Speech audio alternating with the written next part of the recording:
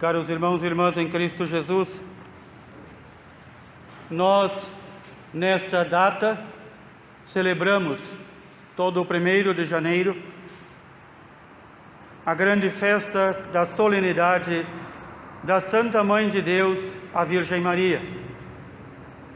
Até 1970, se celebrou nesta data com maior vigor a festa da circuncisão do menino Jesus. Essas duas festas não se anulam, mas recebem a sua grandeza justamente por celebrarmos a Mãe Puríssima que dá à luz a seu Filho e se torna, ao conceber do Espírito Santo, Mãe de Deus. Desde o início, nossos irmãos na fé procuraram encontrar fórmulas de venerar de forma mais perfeita a Virgem Maria. Eles tinham a clareza, que nós podemos dizer, das sutilezas teológicas e as categorias filosóficas. Por mais que se imagine, e se imagina erradamente, os povos antigos, os primeiros cristãos, eles não eram um bando de ignorantes como hoje nós somos. Pelo contrário, eram homens e mulheres que, por mais simples que fossem, tinham acesso às discussões teológicas e filosóficas nas praças públicas, nos adros das igrejas, nos lugares de encontro. E muito se especulou qual o papel da Virgem Maria, qual o título mais importante. E já desde o início, por volta do 2º século, por meados do ano 100, os primeiros irmãos na fé disseram: o maior título de Nossa Senhora é, com certeza, sem nenhuma dúvida, Mãe de Deus. Porém, levou mais ou menos 250 a 300 anos para que um concílio de todos os bispos e sacerdotes no mundo tivesse que definir isso como dogma de fé. É o primeiro e mais importante dogma de fé relacionado à Virgem Maria, e está estreitamente relacionado a Nosso Senhor Jesus Cristo. Por quê? Porque o dogma de fé que diz que a Virgem Maria é não apenas mãe do Jesus homem, mas também mãe de Jesus Deus, está relacionado com aquilo que nós chamamos o dogma da dupla natureza de Cristo. Ele é verdadeiramente homem, mas também é verdadeiramente Deus. Ele não é um Deus que pegou um corpo de fantoche e se serviu. Ele foi gerado como um ser humano para poder se encarnar na Virgem Maria. Então, a Mãe de Deus é mãe de Jesus, e a Mãe de Jesus é mãe de Deus. Parece aquilo que se chama um circunlóquio, se faz uma volta para dizer o mesmo, mas é necessário reafirmar isso. Ela não foi apenas uma mulher humilde da Galileia, talvez, como muitos podem dizer, uma das grandes servas de Deus, não, a maior serva de Deus, porque, embora como ser humano ela possa não ter compreendido todo o alcance no início da sua missão, ela foi entendendo e crescendo na fé, na confiança, na caridade, no amor a este ser que ela recebia em suas entranhas. E então ela vai percebendo que não só é verdade aquilo que o anjo diz, que o Espírito Santo descerá sua sombra sobre ela e a fecundará, mas que este que vai nascer é Filho de Deus, é o Verbo de Deus, nascer no tempo, porque Jesus, como o Verbo de Deus, Palavra de Deus, é eterno com o Pai e o Espírito Santo. Portanto, Nossa Senhora não é apenas uma, vamos usar um termo atual, envelopadora, que dá um corpo ao menino Jesus. Ela o gera em suas entranhas e gera-o totalmente.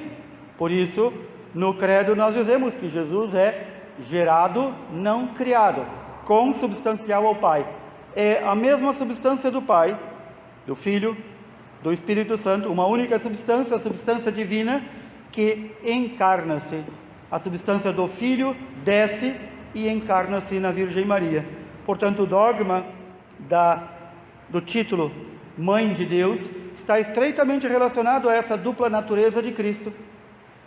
Por que isso? Porque antes da discussão sobre o dogma da Mãe de Deus, havia a ferrenha discussão daqueles cristãos que estavam se afastando da igreja e dos demais hereges, que diziam que Cristo não era Deus, ou que Cristo era apenas um homem muito bom que foi assumido por Deus, ou seja, Deus escolheu aquela carcaça para entrar dentro, né? Colocando em termos bem simples para todo mundo entender.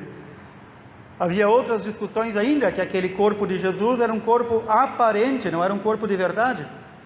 E todas essas discussões caíram por terra quando a igreja, no seu consenso, define: é da nossa fé crer que Jesus é ao mesmo tempo homem e Deus, completamente homem e completamente Deus.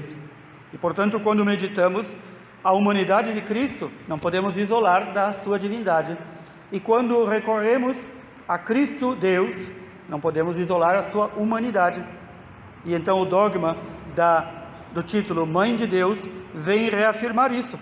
Ela não foi uma geradora de um corpo, ela foi aquela que gerou em seu seio a possibilidade para que Deus, Filho, ali se encarnasse. É um mistério que nós contemplamos nesse dia, relacionado, como dizia ao início, à festa antiga da circuncisão do Senhor, como diz o Evangelho, 8 dias após o nascimento, conforme mandava a lei de Moisés, o menino foi levado para ser circuncidado, e aí ganhava o seu nome. E São José e Nossa Senhora não escolheram o nome para o menino. Foi o próprio anjo que disse que deveria se chamar Jesus, aquele que salvará o seu povo. Jesus, na sua raiz etimológica, significa isso, aquele que salva. Nós, então, também contemplamos este momento, muito importante para o povo da antiga aliança. A circuncisão do menino significa, com ela, que este menino agora, como primogênito, pertence inteiramente a Deus Pai. Bela forma que o Pai encontrou de enviar seu Filho a este seu povo eleito. Poderia ter enviado a qualquer outro povo o Salvador, mas enviou para dizer: ele tem uma dupla natureza, pois agora ele tem uma dupla pertença. Ele é meu filho e me pertence por todos os séculos, e agora no tempo ele também me pertence. Aqui nós recordamos também, neste dia tão especial, neste dia do título da Mãe de Deus e Nossa Mãe, que este pequeno trecho de São Paulo na carta aos Gálatas é muito revelador. Nos diz que quando se completou o tempo previsto, não foi antes nem depois. Já o início desta carta é muito bela, quando se completou o tempo previsto, ou seja, Deus faz o que quer fazer no tempo que Ele estabeleceu. Isso deve nos ensinar também a esperar o tempo de Deus. Então, no tempo previsto, ou como ouvimos no canto da calenda, na sexta idade do mundo, Deus enviou seu Filho para encarnar-se. Deus não enviou seu Filho descido das nuvens, não enviou seu Filho já com corpo adulto, Deus não enviou seu Filho magicamente, digamos assim, aparecendo do nada e pregando, mas, como diz São Paulo, enviou seu Filho nascido de uma mulher. Ou seja, Nosso Senhor, Verbo de Deus, segunda pessoa da Santíssima Trindade, teve que aguardar aqueles 9 meses dentro do ventre da Virgem Maria. Teve que se submeter à nossa humanidade.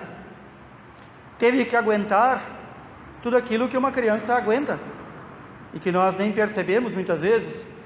teve que passar por todas as suas fases de criança. Teve o Filho de Deus, em sua plena majestade, que descer e se submeter a sofrer aquilo que nós sofremos, e mais ainda a ficar na mais extrema fragilidade que um ser pode ter, uma criança. Nesses dias em que a morte avança por entre os países ao redor do nosso, e que muitos aqui já querem também inserir a morte dos inocentes como cláusula e como direito, devemos recordar isso. O Senhor se dignou a se rebaixar e se colocar na extrema fragilidade. Quem é mais frágil que uma criança no ventre de sua mãe? E é sinal claro para quem tem os olhos bem abertos, os ouvidos bem abertos e o coração bem aberto, que o fim dos tempos se aproximam, quando a matança de inocentes que não podem se defender, que estão na situação da mais extrema fragilidade, seja inserido como lei, como garantia e como direito. Uma geração que faz da carnificina, do assassinato de um ser indefeso no ventre de sua mãe, que deveria ser o paraíso e a delícia daquela criança, o lugar de extrema proteção, que faz de ventres túmulos. Uma geração como essa merece ser fulminada, e a ira de Deus certamente vai se abater sobre todos aqueles que promovem a morte dos inocentes.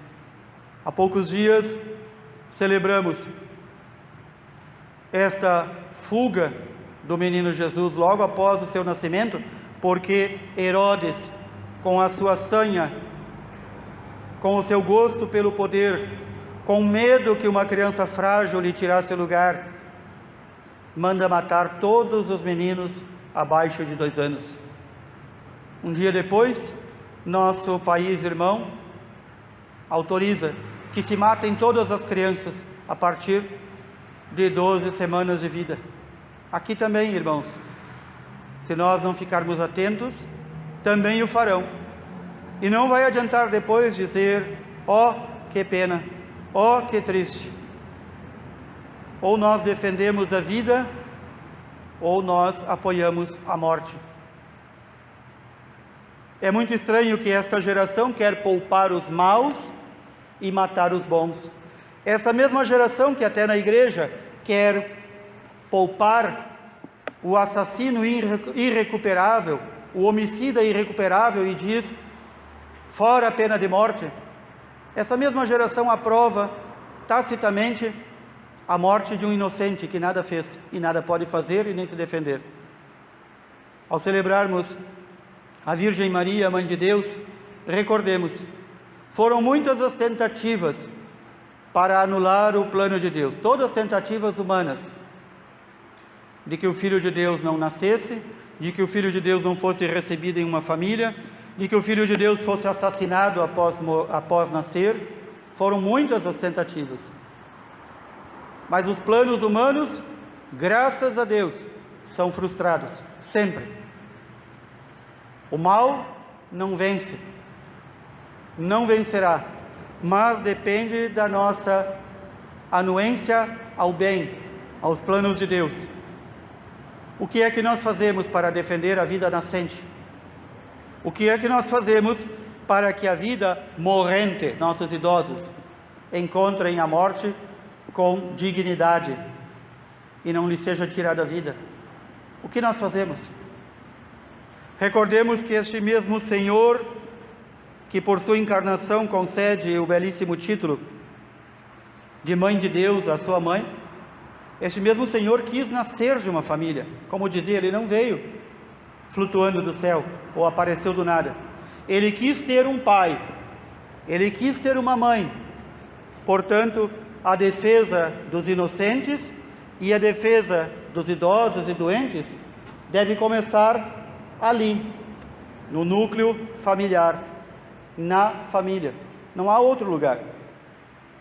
se nossas famílias não voltarem ao feijão de arroz de sempre, a receita do rezar em família, procurar conhecer a lei de Deus e a sua doutrina e crescer na fé, de nada adiantará protestos nas ruas, abaixo-assinados e tantas outras coisas, porque a força do mal, a força da morte, a força do demônio está em nossas assembleias, em nossas câmaras, em nossos senados, em nossos supremos tribunais. Ali se senta o demônio, dia e noite. Aliás, não só se senta, deve ter uma cama na qual ele fica deitado. E nós achamos que abaixo-assinados e passeatas vão resolver alguma coisa. Nós caímos no engodo, na mentira do demônio, que basta se manifestar publicamente e que as coisas vão mudar. Anteriormente a qualquer manifestação, a qualquer abaixo-assinado, precisamos como família, ajoelharmos-nos diariamente e rezarmos juntos. É isso, é a oração que nos salvará. Como nossos irmãos e irmãs desde o início rezaram, assim queremos rezar. Haile Maria, he charitomene, hoc Kyrios einin metasu, elogemene esi metaxito rinaikon, kai elogomenos, ro carpostes, Kyrie su, ro Jesu, ragia Maria Teotoke, paracali ria mastusa martolus, toca caiten ora tu famatu mas amin. Ave Maria, gratia plena, Dominus tecum, benedicta tui mulieribus, et benedictus fructus ventris tui, Iesus. Sancta Maria Mater Dei, ora pro nobis peccatoribus, nunc et in hora mortis nostris. Amém. Ave Maria, cheia de graça, Senhor é convosco. Bendita sois vós entre as mulheres, bendito é o fruto do vosso ventre, Jesus. Santa Maria, Mãe de Deus, rogai por nós, pecadores, agora e na hora de nossa morte. Amém. Louvado seja nosso Senhor Jesus Cristo. Para sempre seja louvado.